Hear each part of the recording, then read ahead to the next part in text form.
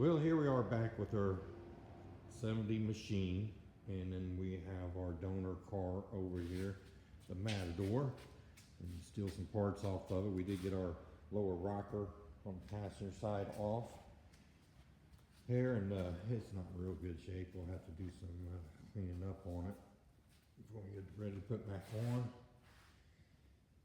And then after careful consideration, we got the front end put on the machine and got it off of the donor station wagon, which turned out really nice. We're onto the rockers and floorboards.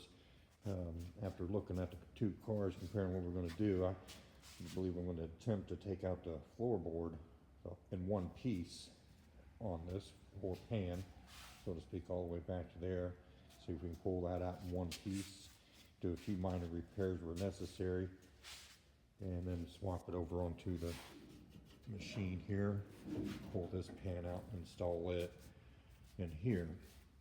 We do need to put our rockers in. It has extensive rust. We got to install new inner rockers, outer rockers, middle rockers, upper, lower rockers. Then we got all kinds of rust repair. But if we can get that pan replaced in one piece, that'd be nice. We did get patch panels for the floor pans, but they just don't fit right. They're not factory.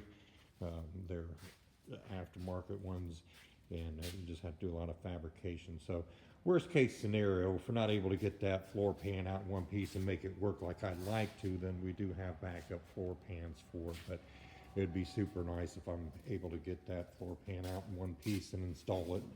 Which don't know for sure that I will be able to, but we'll keep our fingers crossed. It is the project. This floor pan's in a lot better shape. Bad thing is you just can't get these floor pans or parts for these cars.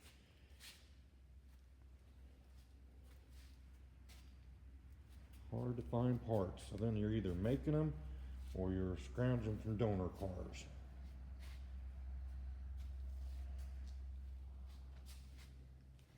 Put our dream machine together.